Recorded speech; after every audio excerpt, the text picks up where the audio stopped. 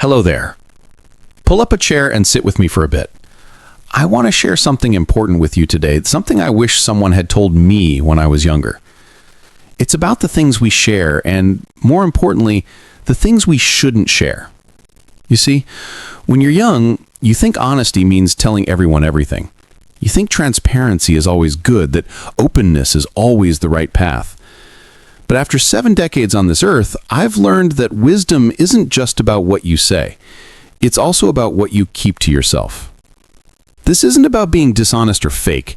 It's about protecting yourself, protecting your peace, and understanding that not everyone deserves access to every part of your life. Some things are meant to be held close, shared only with those who've truly earned your trust. Today, I'm going to share 5 things you should never tell just anybody. These lessons cost me dearly to learn. Some of them I figured out through painful mistakes. Others I learned by watching what happened to people around me when they were too open, too trusting, too willing to share everything with everyone. Let's get started. 1. Your future plans and dreams. This is the first and perhaps most important thing you need to keep private. Your future plans and dreams, especially when they're still forming, still fragile, still just possibilities in your mind. Let me tell you a story. When I was 42 years old, I had a dream of starting my own business. I'd been working for someone else my entire adult life, and I finally had an idea that I thought could work. I was excited, energized, full of hope, and like a fool, I told everyone who would listen. I told my coworkers, I told my extended family, I told casual acquaintances at parties, I told my neighbors. I was so proud of this idea, so sure it was going to change my life, that I couldn't help but share it with the world. And you know what happened?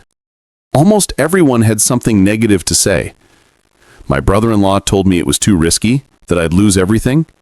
A coworker said someone had already tried that idea and it failed. My neighbor asked me if I really thought I was smart enough to run a business.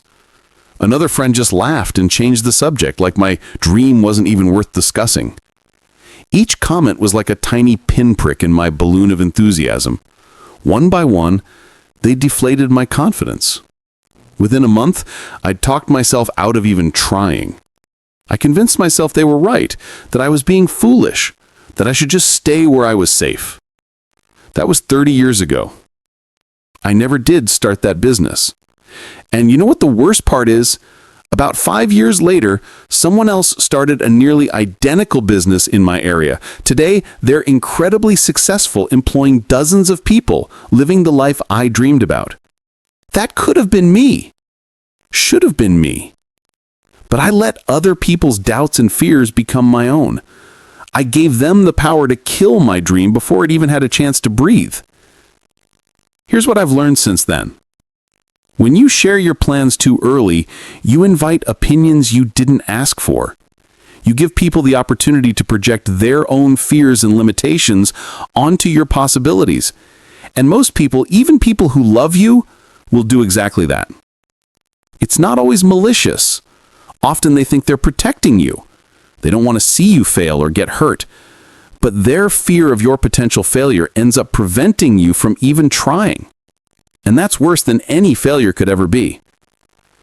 Think about it this way. When you plant a seed, do you immediately dig it up every day to check on it and show everyone? No, you protect it. You give it time to develop roots in the darkness before it faces the harsh light of day. Your dreams are the same way. They need time to develop, to get strong, before they're ready to face scrutiny and criticism.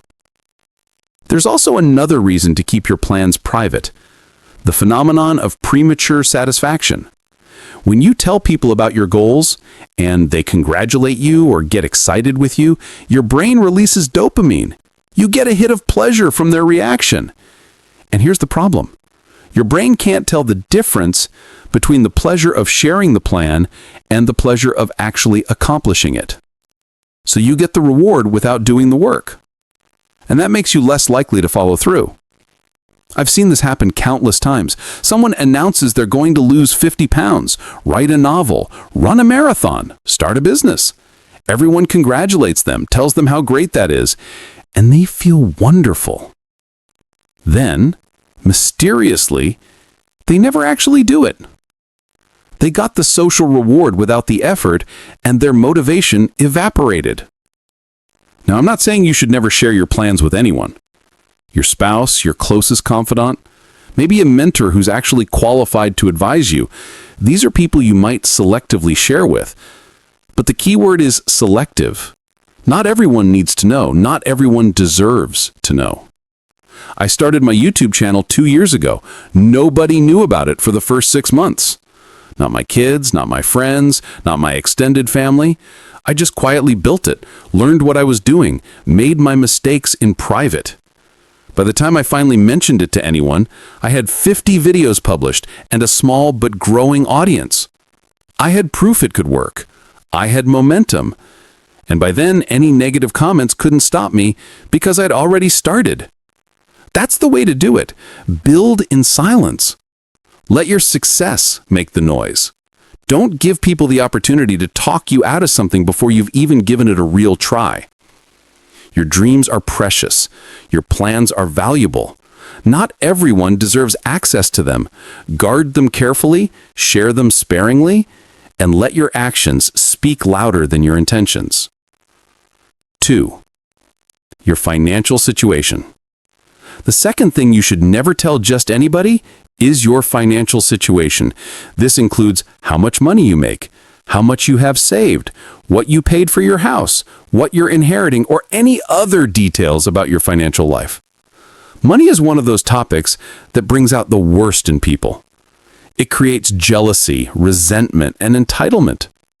Even among family members, even among people who supposedly love you, money changes things in ways you can't predict until it's too late. I learned this lesson the hard way. Multiple times, actually, because apparently I'm a slow learner when it comes to this particular topic. The first time was in my mid-50s. My wife and I had been careful savers our entire lives. We lived modestly, invested wisely, and by the time we were approaching retirement, we had accumulated a comfortable nest egg. Not wealthy by any means, but secure. We could retire without worry, travel a bit, help our kids when needed, and still have plenty left over. One evening at a family gathering, after a few drinks, I made the mistake of mentioning to my younger brother that we'd just finished paying off our mortgage. He asked how much we'd paid for the house originally, what it was worth now, and being in a relaxed and trusting mood, I told him. You could see the calculation happening in his eyes. We learned to be much more private about our financial life after that. We don't discuss what things cost. We don't mention investments or windfalls. We don't share details about inheritances or savings. And when people ask direct questions, which some people rudely do, we deflect politely. "We're comfortable" is usually sufficient. There's also a safety element to this. The more people know about your financial situation, the more vulnerable you become to scams, to theft, to manipulation. Elderly people are particular targets for financial exploitation, and it often comes from people they know and trust. Family members, caregivers, neighbors, even church members. People who know exactly what you have and where you keep it.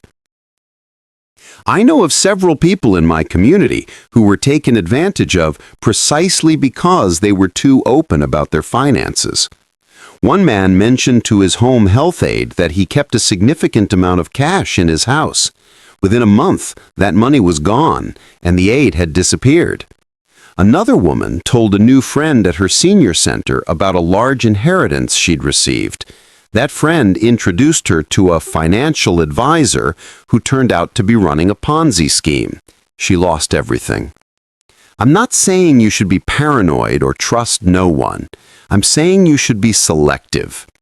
Your spouse obviously needs to know your full financial picture. Your adult children might need to know some details, especially as you age and they might need to help manage things. Your attorney or financial advisor, if you have one, needs accurate information. But your siblings, your friends, your neighbors, your extended family, they don't need to know details. They don't need numbers. They don't need to know what you paid for anything or what anything is worth. It's none of their business, frankly. And keeping that information private protects both your assets and your relationships. Money is power, and information about money is power too. Don't give that power away casually. Don't make yourself a target. Don't create expectations you can't or won't meet. Keep your financial life private, and you'll avoid a whole category of problems that plague so many people. 3. Your personal problems and pain. The third thing you should keep to yourself, or at least share very selectively, is your personal problems and pain. This includes your health issues, your marital struggles, your family drama, your regrets, your disappointments, and your chronic physical or emotional pain. Now, I know this one is controversial. We live in an era that celebrates radical openness, that encourages people to share everything, to be vulnerable, to let it all hang out. We're told that sharing our struggles creates connection and that keeping things private is unhealthy. And there's some truth to that. You do need people you can talk to. You do need to process difficult experiences. Bottling everything up is indeed unhealthy. But, and this is crucial, you need to be very selective about who you share with and how much you share. Here's what I've learned over 70 years. Most people don't actually want to hear about your problems. They might think they do. They might ask how you're doing, but they're expecting a brief, positive answer, not a detailed account of everything that's wrong in your life. When you overshare your problems, several things happen, and none of them are good for you. First, people start to see you as a problem. You become that person who's always dealing with some crisis or another. They start to avoid you because they associate you with negativity and drama. They don't invite you to things because they assume you can't come or won't be fun to be around. You become defined by your problems rather than by your qualities. I saw this happen to a friend of mine. She went through a difficult divorce in her 60s, which is genuinely hard and deserves compassion. But she talked about it constantly. Every conversation, every gathering, every phone call, she brought it back to her divorce. 4. Your resentments and grudges. The fourth thing you should never tell just anybody is your resentments and grudges. Who you're angry at, who wronged you, who you can't stand, who betrayed you. These negative feelings about other people should be kept to yourself or shared only in very limited circumstances with very trusted people. There are several reasons for this, and they're all important. First, and most obvious, sharing your resentments is gossip. You might frame it as venting or seeking advice or just sharing your feelings, but if you're talking about your negative opinions of another person, especially if that person isn't present, you're gossiping. And gossip is poison. It poisons relationships, it poisons communities, and most of all, it poisons you. When you gossip about someone, you're not hurting them. They probably don't even know you're talking about them. You're hurting yourself. You're rehearsing your negative feelings, making them stronger.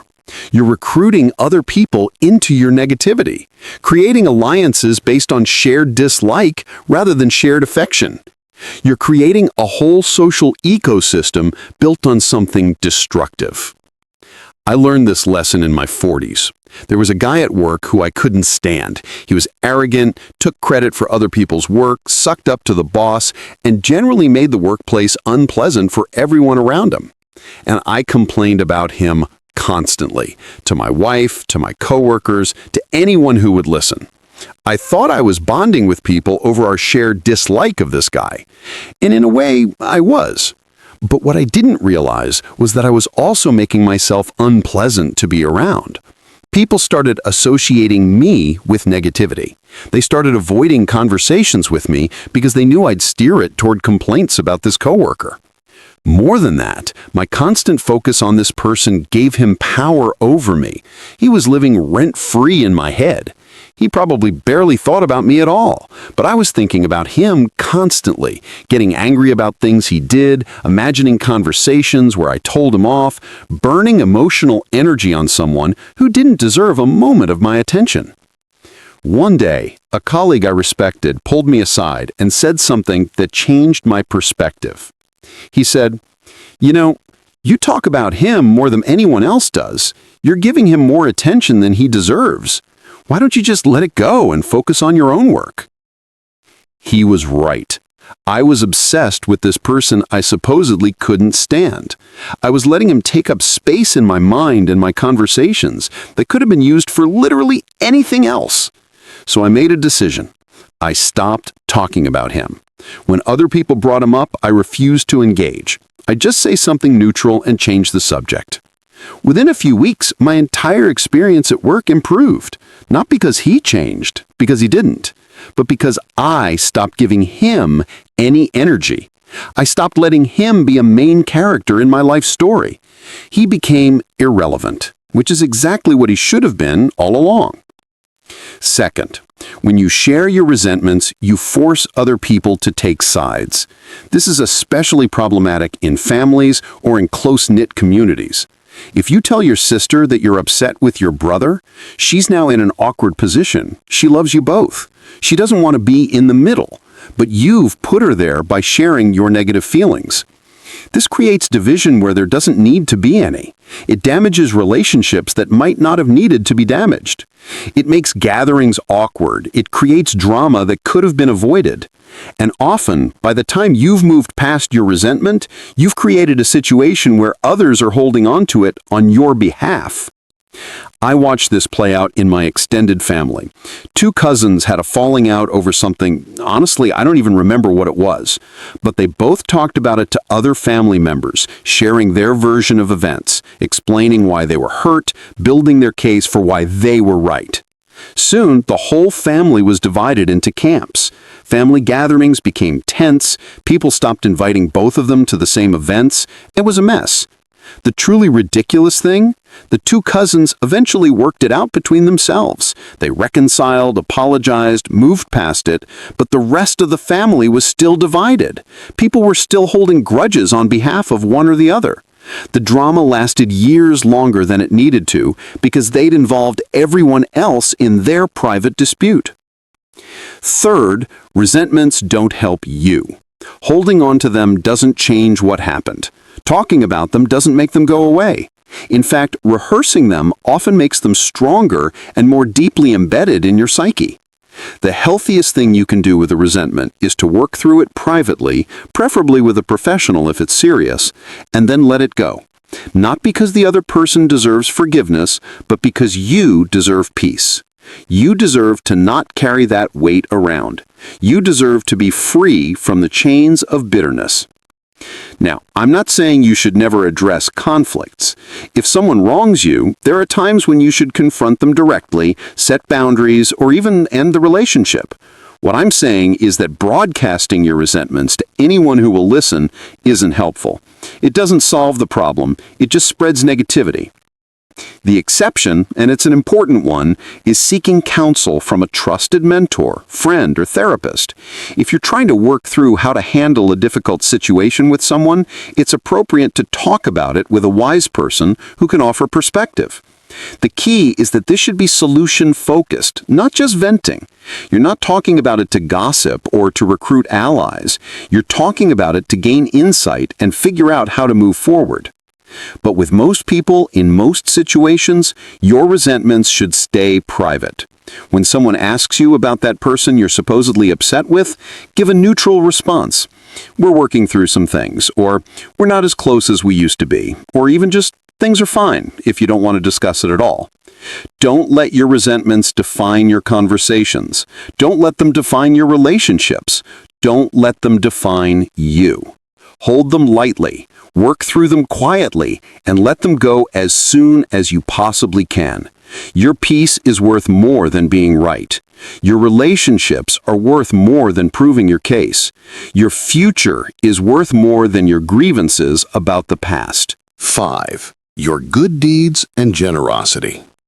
The fifth and final thing you should never tell just anybody, and this might surprise you, is your good deeds and your generosity. The charitable work you do, the people you help, the money you give, the sacrifices you make for others. These things should be done quietly, without fanfare, without needing recognition or praise.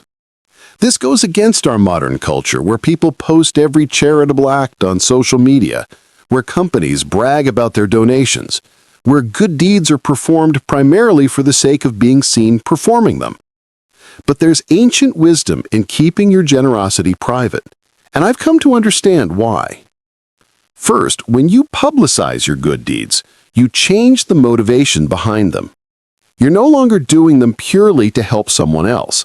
You're doing them, at least in part, for the recognition and praise you'll receive. And that taints the act. It makes it about you rather than about the person you're helping. I remember when I was younger, I volunteered at a homeless shelter. It was hard work, sometimes heartbreaking, but also deeply meaningful. I felt like I was making a difference, contributing to my community, living my values. Then I made the mistake of mentioning it at a dinner party, just casually in conversation. "Oh yeah, I volunteer at the homeless shelter downtown." And the reaction I got was exactly what I didn't realize I'd been seeking. Admiration, respect, people telling me how wonderful I was, how not enough people do things like that. And I felt great. I basked in that praise. And the next week when I went to volunteer, I realized something had changed. I was thinking about it differently. I was thinking about how I'd tell people about this later, which moments would make good stories, which experiences would make me sound most compassionate and selfless. I'd turned my volunteering into a performance. The people I was helping had become props in my personal narrative of being a good person. And that's when I knew I'd gotten it wrong. I stopped mentioning my volunteer work to anyone. I just did it quietly, for its own sake, because it needed to be done and I was able to do it. And the strange thing was, it became more meaningful, not less. Without the external validation, I had to find the meaning in the work itself, in the small moments of connection, in knowing I was making even a tiny difference in someone's day. Second, when you publicize your generosity, you make the recipient uncomfortable. Nobody wants to be the object of public charity. It's humiliating to have your need broadcast to the world, even if it's done with good intentions. I learned this when I tried to help a neighbor who was struggling financially. He was a proud man, a veteran, someone who'd worked hard his whole life but had fallen on tough times. I wanted to help, so I organized a collection among the neighbors, and we presented him with a check at a neighborhood gathering. I thought we were doing something wonderful. I thought he'd be grateful and touched. Instead, he was mortified. Having his financial struggles announced publicly, having everyone know he needed help, having his difficulty turned into a community project, it humiliated him. He thanked us politely, but I could see it in his eyes. We'd made him feel small. If I just quietly slipped him the money privately or helped in a discreet way, he could have maintained his dignity. But by making it public, by turning it into an event, we'd taken that dignity away from him. I thought we were being generous, but we were actually being thoughtless. Third, when you talk about your good deeds, you create expectations. People start to see you as the person who does X charitable thing or gives Y amount of, and then if circumstances change and you can't maintain that level of giving, you disappoint people. Or they start coming to you with requests, expecting you to help with their cause or their need because you helped someone else's. I know a man who made the mistake of letting it be known that he'd paid for a family member's college tuition. Within months, he had other family members approaching him about their kids' education costs. Friends mentioned their children's student loans. Distant relatives suggested he should help them too. He'd created an expectation that he was the family benefactor, and people felt entitled to ask for his help. He wasn't wealthy enough to help everyone, but he felt pressured to say yes because he'd said yes once publicly. It created stress, resentment, and damaged relationships. If he'd helped that first family member privately, without anyone else knowing, he could have continued to help people as he saw fit, without creating expectations or obligations. Fourth, and perhaps most importantly, keeping your good deeds private protects the purity of your own heart. It keeps you humble. It keeps you honest about your motivations. It prevents you from doing good things for the wrong reasons. There's a profound spiritual principle at work here, found in multiple religious and philosophical traditions. The idea is that acts of charity done in secret are worth more, spiritually speaking, than acts done publicly. Not because the public acts don't help people, they do, but because the private acts are untainted by ego, by the desire for recognition, by the need to be seen as good. When you do something good and nobody knows about it except you and the person you helped, that's pure generosity. There's no social reward, no reputation boost, no praise. Just the act itself and whatever meaning you find in it. That's the kind of giving that changes you, that makes you a better person, that accumulates something real in your character. I've tried to live by this principle in my later years. When I help someone, I don't tell anyone. When I donate to a cause, I do it anonymously if possible. When I see a need and I'm able to meet it, I do so quietly. And the peace and satisfaction I get from this is far greater than any praise I might have received.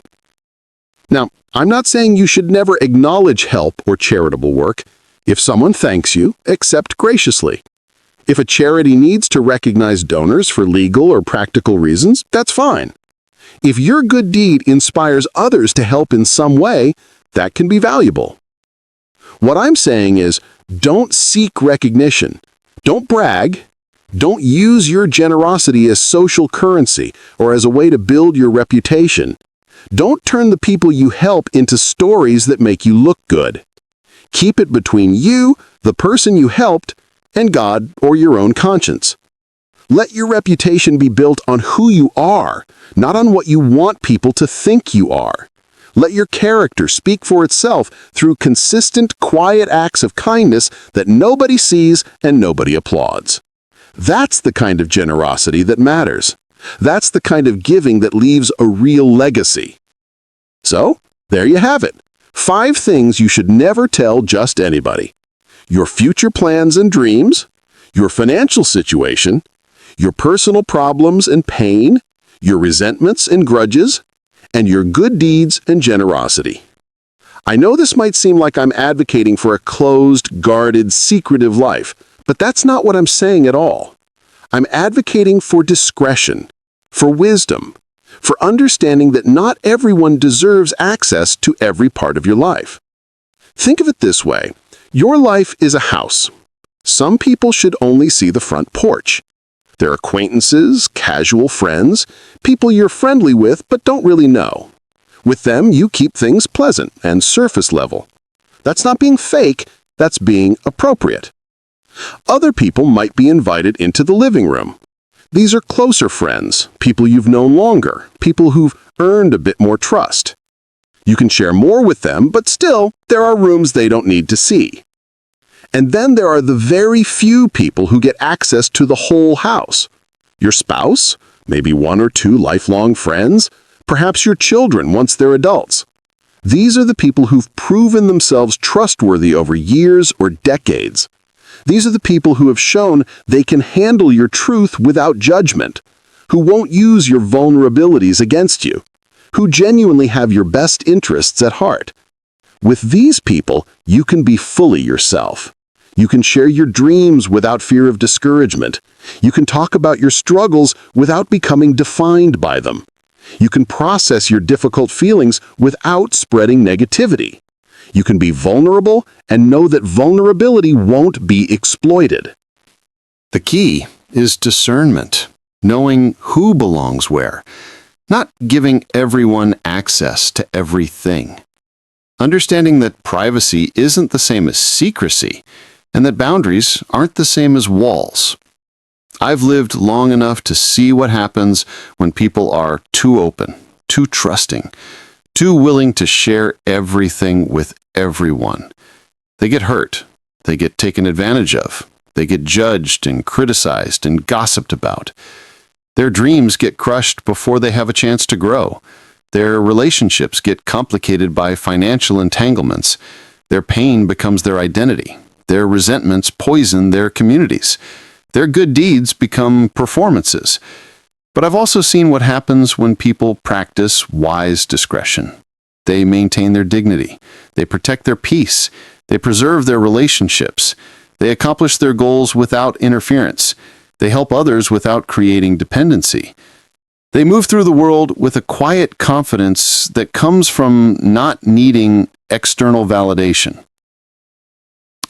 Let me give you some practical advice for implementing this wisdom in your daily life. First, develop a standard response for nosy questions. When someone asks something too personal, something you don't want to share, have a polite deflection ready. I'd rather not discuss that. Or, that's personal. Or, we're keeping that private. Or even just a smile and a subject change.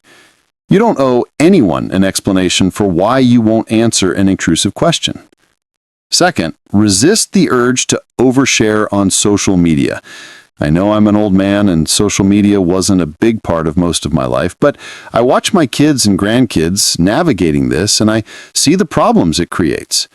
Everything you post is permanent, public, and can be used against you.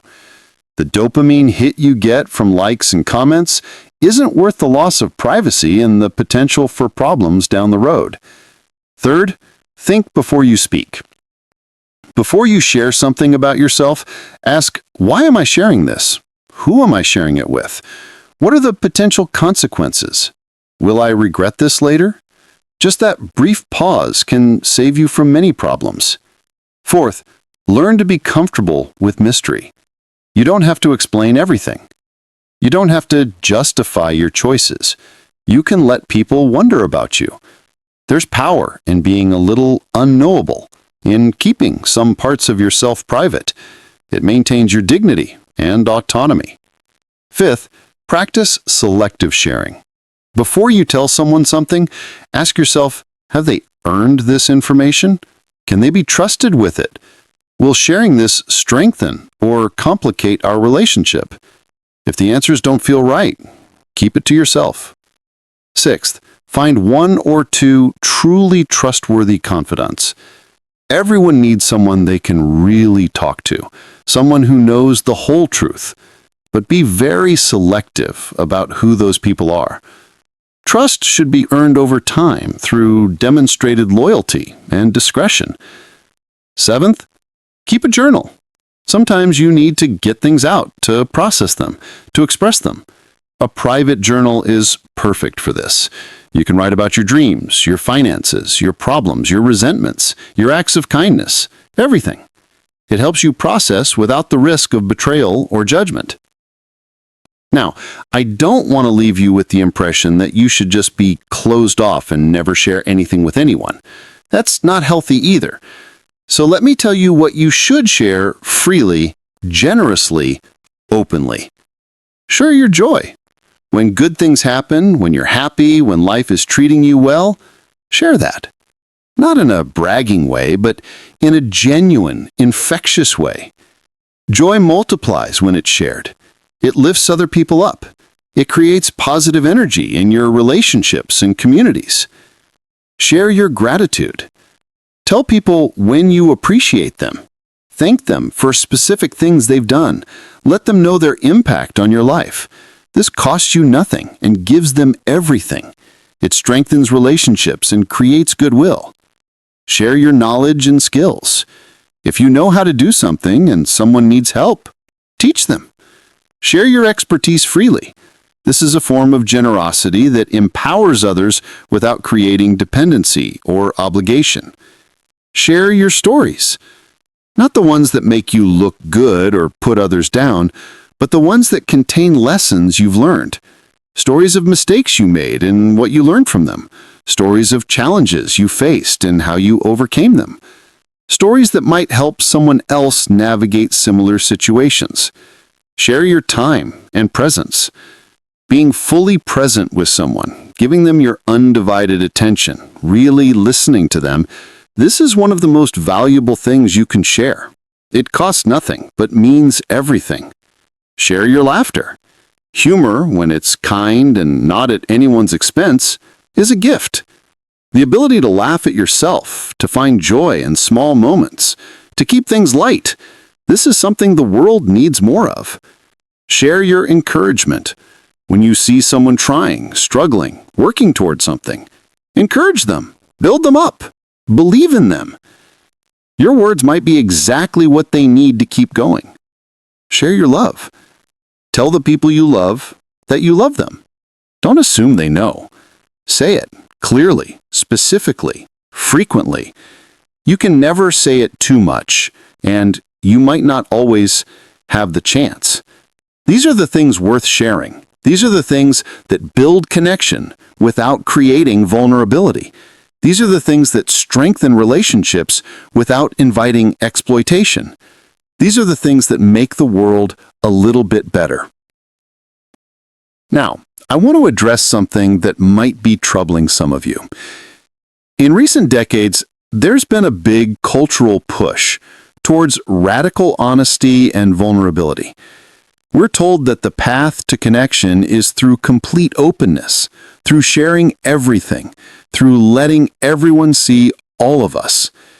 And I'm not saying that's entirely wrong. Appropriate vulnerability with the right people at the right time can absolutely deepen relationships.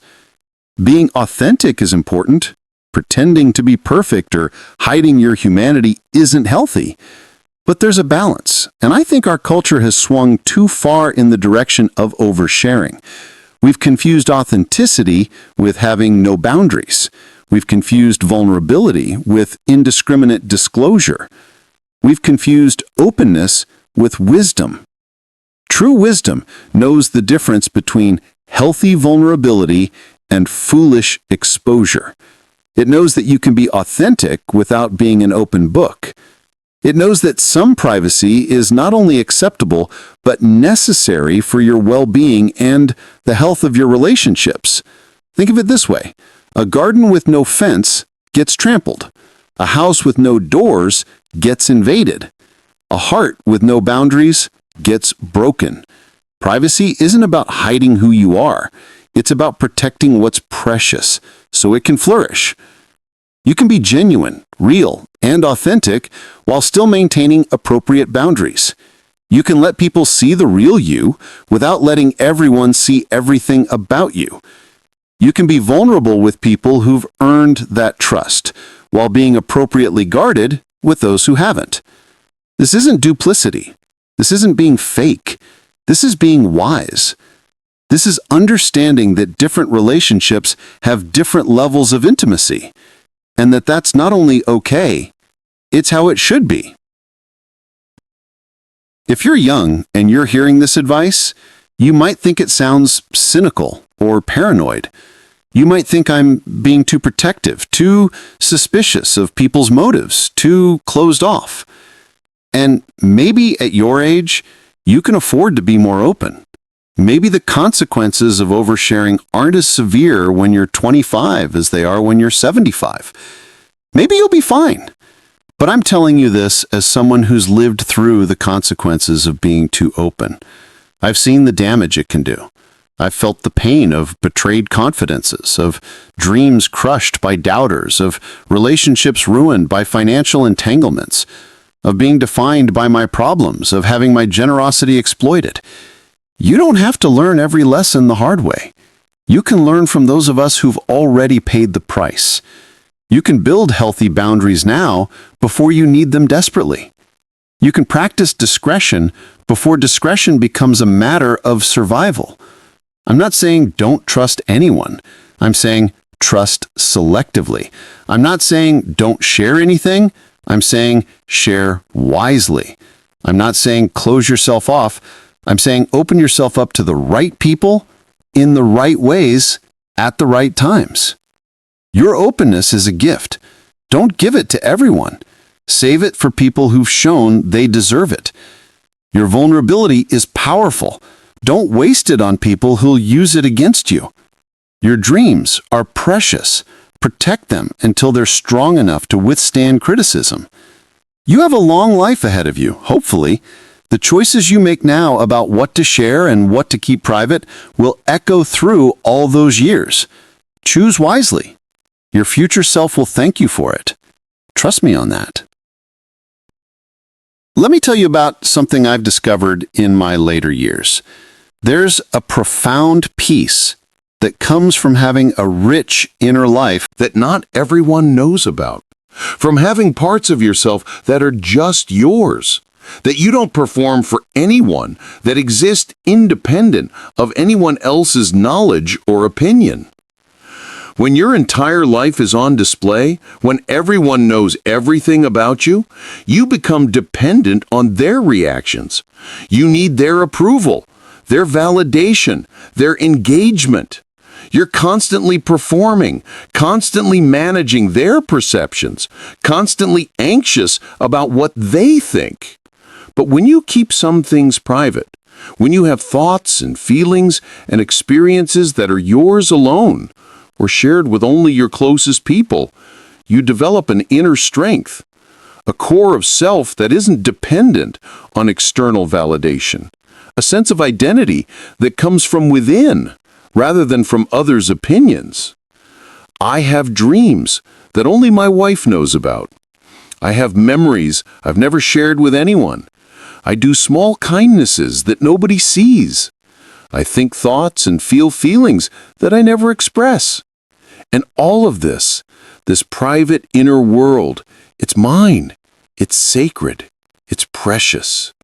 And it gives me a sense of self that no one can take away, because no one even knows about it. This privacy has given me freedom. Freedom from needing constant affirmation. Freedom from fear of judgment. Freedom from the exhausting work of managing my image. I know who I am, independent of what anyone thinks of me. And that knowledge, that self-possession, it's worth more than any amount of external approval. I wish this for you. I wish for you the peace of privacy, the strength of discretion, the freedom of selective sharing. I wish for you relationships deep enough to hold your truths, but boundaries strong enough to protect your heart. I wish for you the wisdom to know what to share and what to keep sacred. Now, I need to address something important. There's a difference between healthy privacy and unhealthy isolation.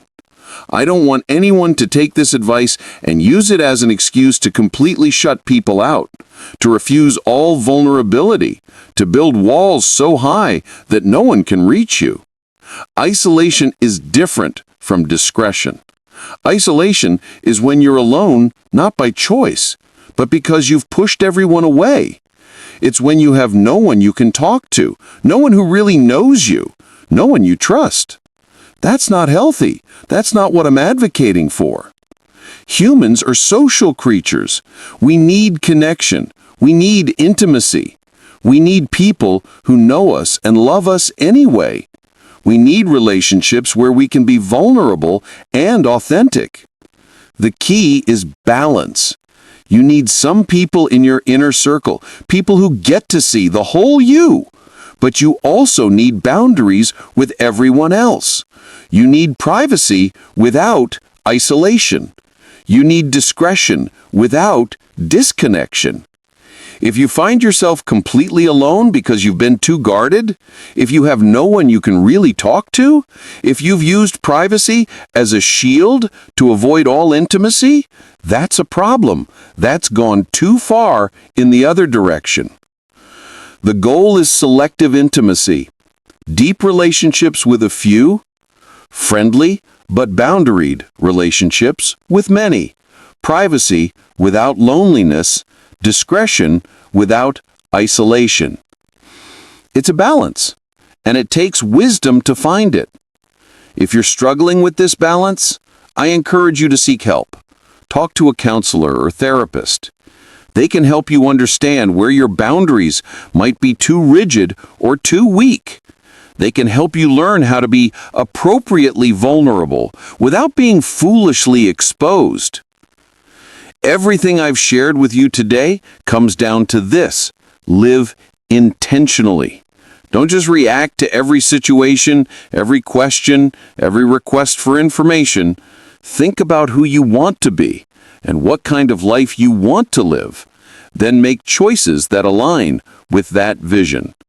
If you want a life of peace, protect your peace by being selective about what you share. If you want meaningful relationships, invest in them deeply while maintaining appropriate boundaries with others.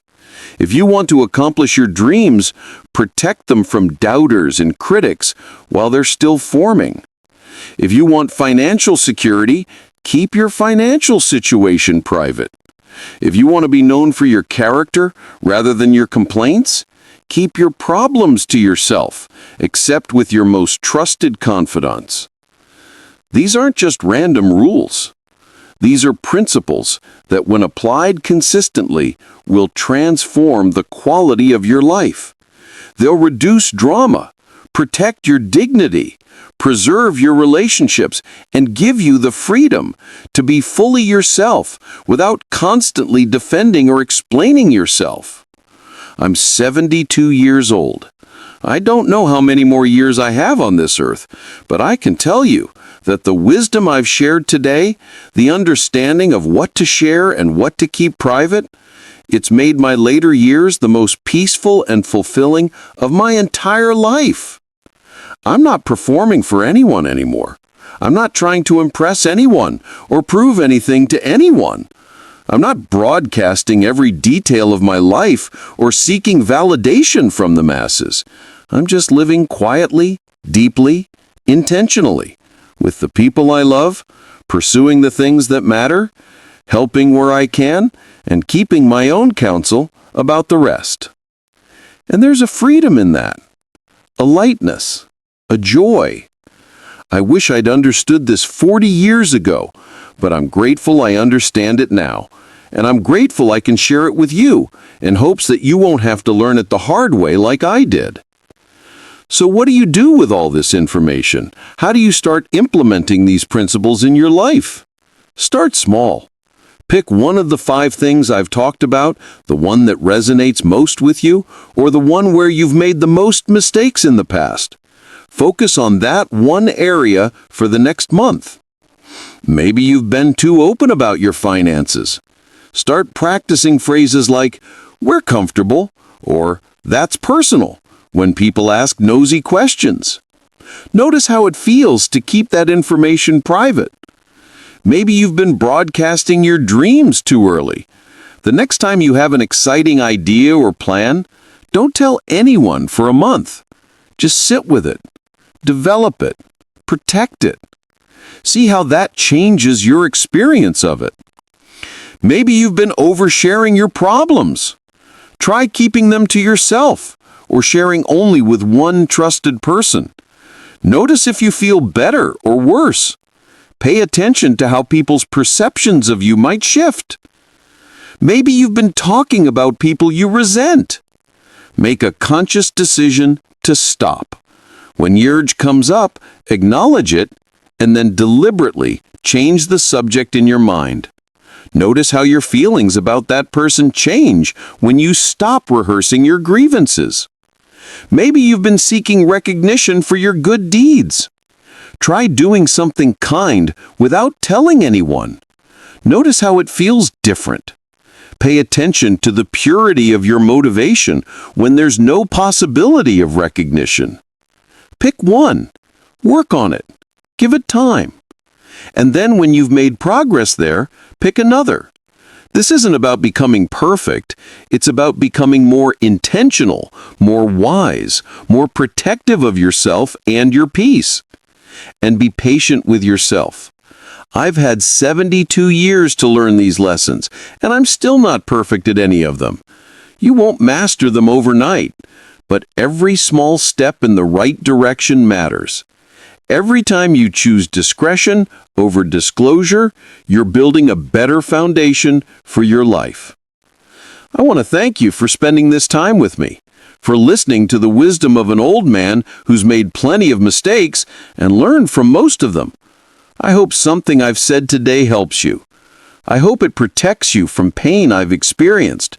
I hope it gives you permission to be more private, more selective, more intentional about what you share with the world. Remember, you are not required to be an open book. Your life is yours. Your thoughts are yours. Your feelings are yours. Your dreams are yours. Your struggles are yours. Your resources are yours. You get to decide who has access to what. You get to decide who earns your trust. You get to decide what to share and what to keep sacred. Don't let anyone make you feel guilty for having boundaries. Don't let this culture of oversharing convince you that privacy is somehow wrong or unhealthy. Privacy is wisdom. Discretion is strength. Selective sharing is love, both for yourself and for others. Live intentionally. Love deeply. Share wisely. Keep some things to yourself. Cultivate a small circle of people who truly know you, and a larger circle of people who know you appropriately. And above all, protect your peace. Guard your heart. Cherish your dignity. These things are precious, and once lost, they're hard to regain. I'll leave you with this final thought. In all my years, the people I've known who seemed the most content, the most at peace, the most genuinely happy, they're not the ones who share everything with everyone. They're the ones who've mastered the art of discretion. They're the ones who know what to share and what to keep sacred. They're the ones who live deeply, but don't perform their depth for an audience. Be one of those people. It's never too early to start, and it's never too late. Whether you're 20 or 70, or anywhere in between, you can begin today to be more intentional about what you share with the world. Your future self will thank you for it. Trust me on that. Take care of yourself, be wise, be kind, and be selective about who gets to know the real you. Until next time, this is just one old man's opinion, based on one old man's experience. Take what's useful, leave what's not, and live your life with intention and wisdom. God bless you, and I hope to talk with you again soon.